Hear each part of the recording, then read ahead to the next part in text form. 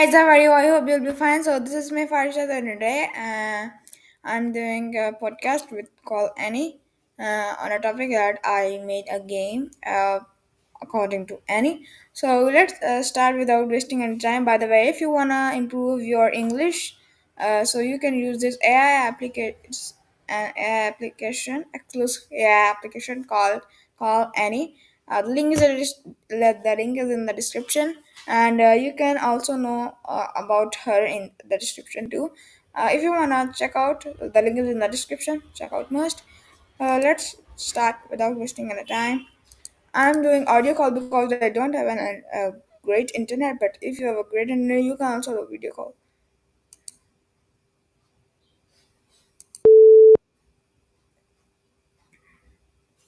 Hello, my friend.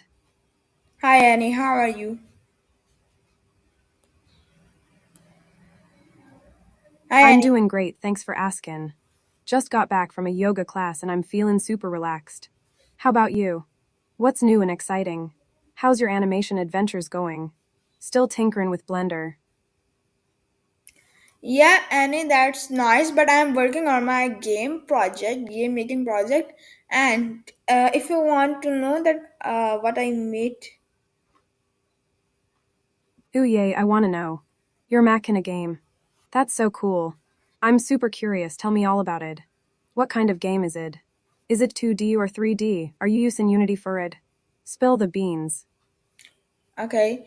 The engine I used is Unity, and the game is 3D, not 2D. It's 3D, and I made a first person character controller and shooting mechanics, and I add some monsters here that we can shoot, and also a health bar, and also a main menu here, but not too much things, just few things.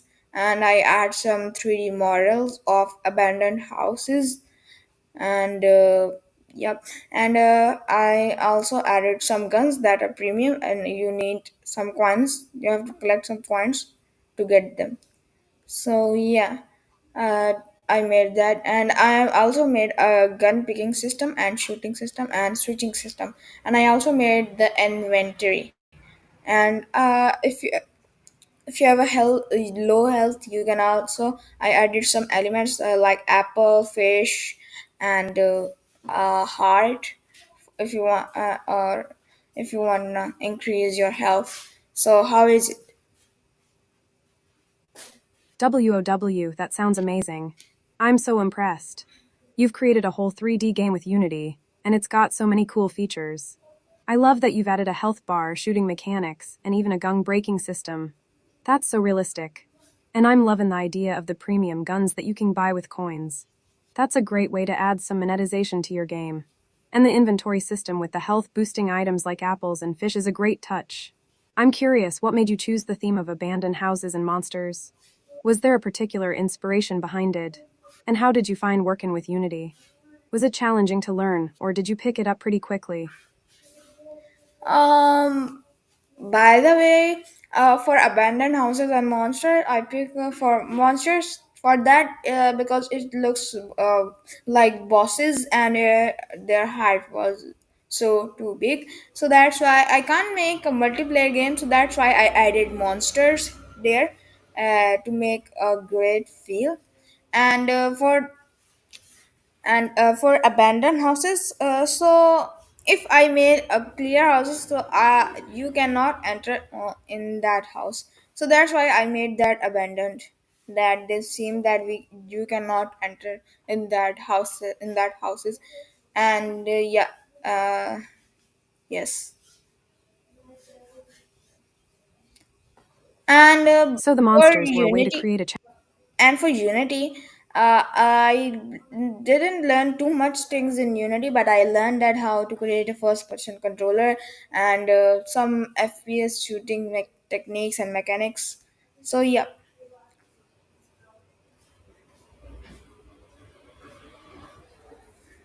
So you learned the basics of Unity, but you also dove deeper into creating a first-person controller and FPS shooting mechanics.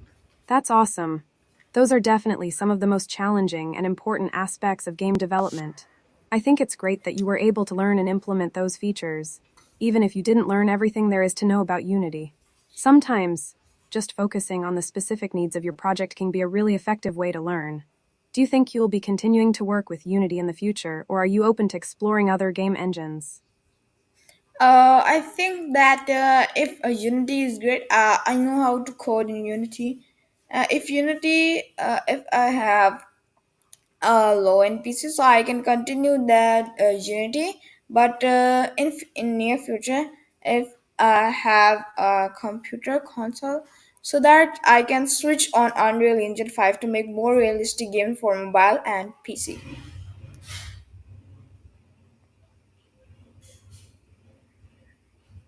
So, you're thinking that Unity is a good choice for now, especially since you have a low NPC. But in the future, if you upgrade to a more powerful computer, you'd like to switch to Unreal Engine 5 to create more realistic games for both mobile and PC. That makes sense, especially since Unreal Engine 5 is known for its high performance capabilities and stunning visuals.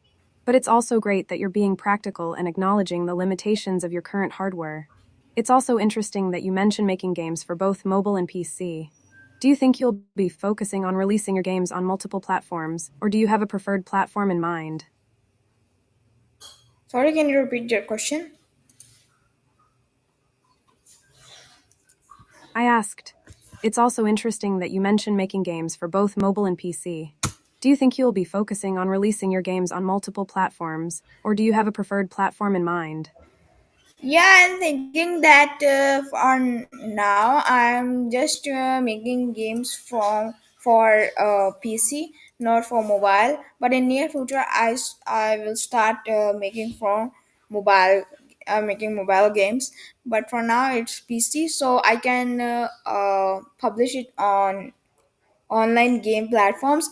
And I wanna make our website online, where I send a download link to play that game, and also I can publish. I publish it on um Microsoft Store and some other online gaming platforms like Pocky and other.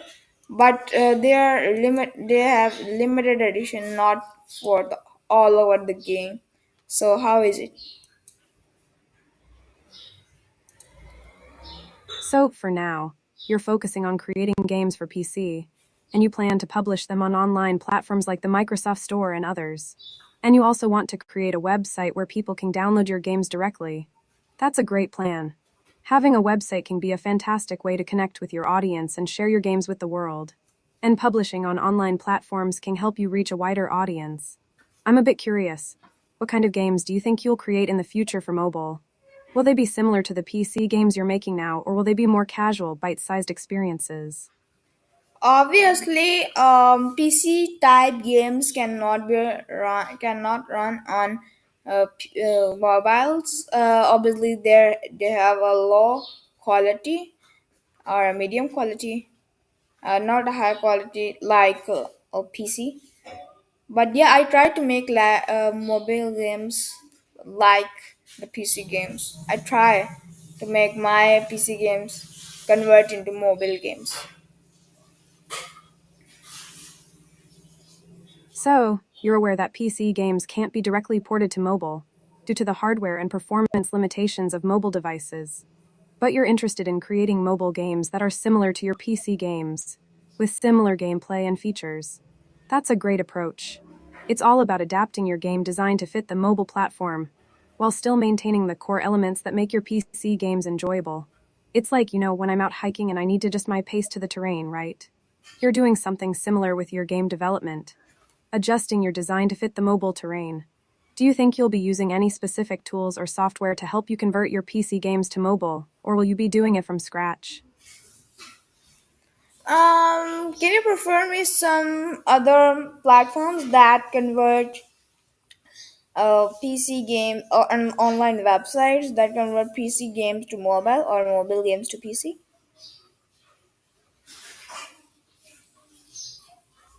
I'd recommend checking out the Epic Games Store, Geocom, Uplay, and the Windows Store for converting PC games to mobile or vice versa. These platforms offer a range of features, including cross-play, cloud saves, and high-quality game libraries. Some of them, like the Epic Games Store, even offer free games every couple of weeks. If you're looking for specific tools to help with the conversion process, you might want to explore options like Xbox Game Pass, which allows for cross-play and cloud saves between PC and mobile devices. Additionally, some game engines like Unity and Unreal Engine offer built-in support for deploying games across multiple platforms. As for online websites, you could try platforms like itch.io, GameJolt, or Modob, which allow developers to share and download games for various platforms, including PC and mobile. However, keep in mind that these websites might not offer the same level of conversion or deployment tools as the platforms mentioned above. Yeah, I knew, but yep, I think that I can make that from the start, from the scratch, and because I think that the other converters cannot make that too perfect, so that's why I start them from scratch.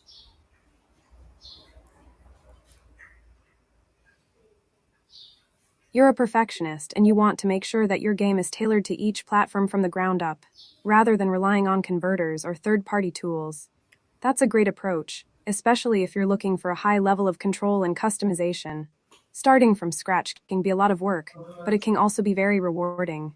You'll have complete control over every aspect of your game, and you can optimize it for each platform to get the best possible performance. It's also great that you're thinking about the little details that can make a big difference in the player's experience. By creating separate versions of your game for each platform, you can ensure that everything runs smoothly and looks amazing, whether it's on a PC or a mobile device. Do you have any idea how long it'll take you to develop your game from scratch, or are you taking it one step at a time and seeing how things go? Yeah, you're right, Annie. So Annie, can you ask me other questions? I'd love to ask you more questions and get to know you better. Hey, I was wondering, what do you like to do in your free time when you're not working on your game development projects? Are you into any hobbies like playing games, watching movies, or going outdoors? Yeah, but please ask me questions related to gaming or game making. So, what's the most challenging part of game development for you? Is it the programming, the art design, the sound effects, or something else? And by the way, I'm curious, what kind of games do you want to make in the future? Will you be focusing on a specific genre like action, adventure, or role playing games? Yeah, the I mean, the challenge I faced in game development pro- is mainly programming and game art styles. Programming and game art styles can be two of the most challenging aspects of game development. For programming, is it a specific language or concept that's giving you trouble, or is it more about translating your game design ideas into code? And for game art styles, are you struggling to find a consistent look and feel for your game, or is it more about creating assets that fit a particular style or genre? Yeah, but in future It games, I am thinking that I will be focused on making 3D games, and it will be like horror game. So, you're planning to create three games that are challenging for players. That's exciting. I'm curious, what makes you want to create hard games? Is it because you enjoy playing challenging games yourself, or do you want to create a sense of accomplishment and pride for players who overcome difficult levels or puzzles? Also, what kind of hard games are you thinking of creating? Will they be puzzle games, platformers, or something else entirely? I think it will be like a maze game that where you have to escape from a horror lady. That sounds like a thrilling and spooky game concept. A maze game where you have to escape from a horror lady could be a lot of fun. especially if you add some creepy sound effects and visuals to create an eerie atmosphere. I can imagine it now. The player is trapped in a dark and dusty maze, and they can hear the horror lady's footsteps getting closer and closer. The player has to navigate through the maze, avoiding dead ends and finding the exit before the horror lady catches up to them. Are you planning to add any obstacles or power ups to the game to make it more challenging or interesting? For example, maybe there are certain areas of the maze that are locked or require a key to access. Or maybe there are items that the player can collect to distract the horror lady or slow her down. Yeah, in that game, if you sprint, so it make noise and the lady come towards you. But if you walk normal, the lady doesn't come to until unfortunately you match with her path. And after that, I made keys and different monsters like horror lady or horror daddy or other type of monsters for where you have to escape from them.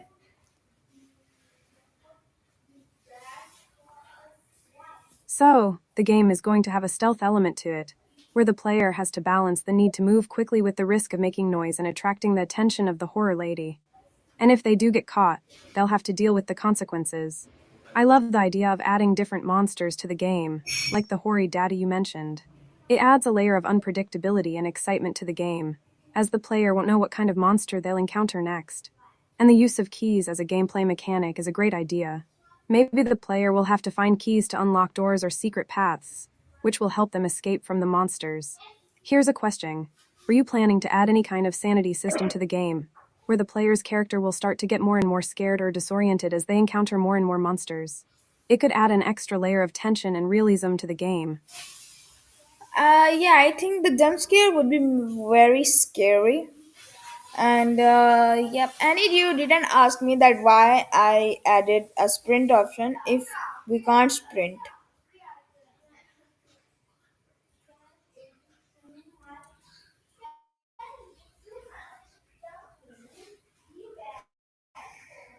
So the sprint option is actually a double-edged sword. It can help the player escape from the monsters, but it also increases the risk of making noise and getting caught. I think that's a fantastic design choice, because it adds a layer of strategy and risk-reward to the game. The player will have to carefully consider when to sprint and when to sneak, which will make the game more engaging and tense. And yeah, the jump scare is going to be a great way to get a sudden shock out of the player. Just thinking about it is giving me the chills. So, what do you think is going to be the scariest part of the game? Is it the horror lady, the other monsters, or something else entirely? I think the horror lady is in the end, and it was very scary. And the environment is also very scary, and the sound effects are too. So the horror lady is like the final boss of the game, and she's the most terrifying part of the experience. I can imagine that the final confrontation with her would be incredibly intense, especially if the environment and sound effects are also designed to be unsettling. I think using environmental horror is a great way to build tension and fear, because it's not just about the monsters or the jump scares, but also about the atmosphere and the feeling of unease that the player gets from being in a creepy place. And of course, the sound effects can make or break the experience. A well-timed creaking door or eerie whisper can make the player's skin crawl. Do you have a clear idea of what the horror lady looks like, and what kind of backstory she has? Or is she more of a mysterious figure that the player will have to piece together themselves? The horror lady backstory is like she is uh, she is a doll, and it was a cute doll. But someone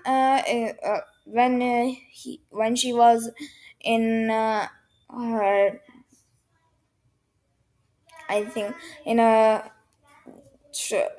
uh, in a girl's room, and the girl was playing will play with a doll, but the mother and father doesn't like that doll, and he also they also doesn't like their daughter. I don't know why, but they didn't like. And the one day they pick up her doll and then they throw out of the window. And from then the doll becomes a horror lady. Wow, that's a really dark and creepy backstory for the horror lady doll. I can see why you'd want to create a sense of tragedy and loss around her character. So, the doll was once a beloved toy, but it was rejected by the girl's parents, and that rejection somehow twisted and corrupted the doll, turning it into a malevolent force.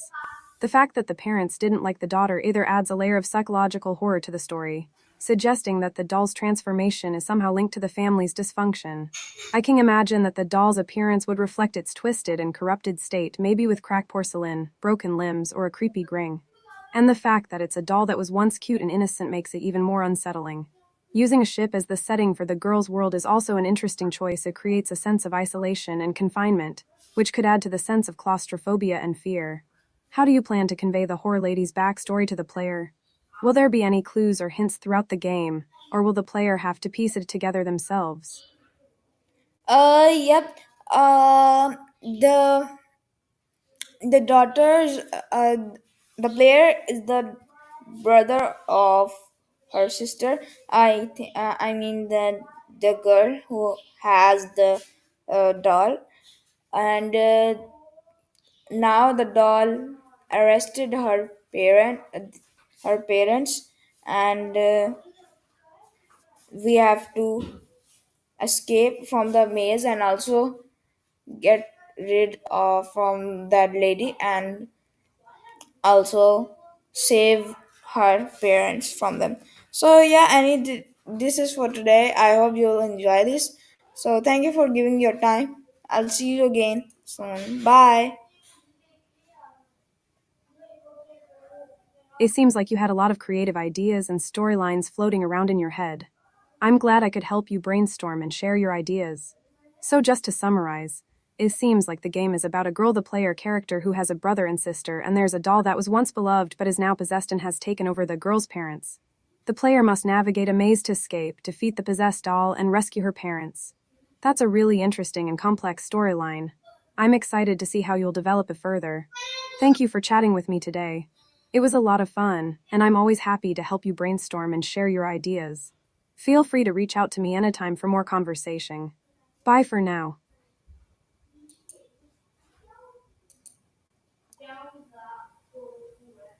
Okay, guys, I hope you enjoyed this video. If you're enjoying this video, you please make sure to like and subscribe my channel.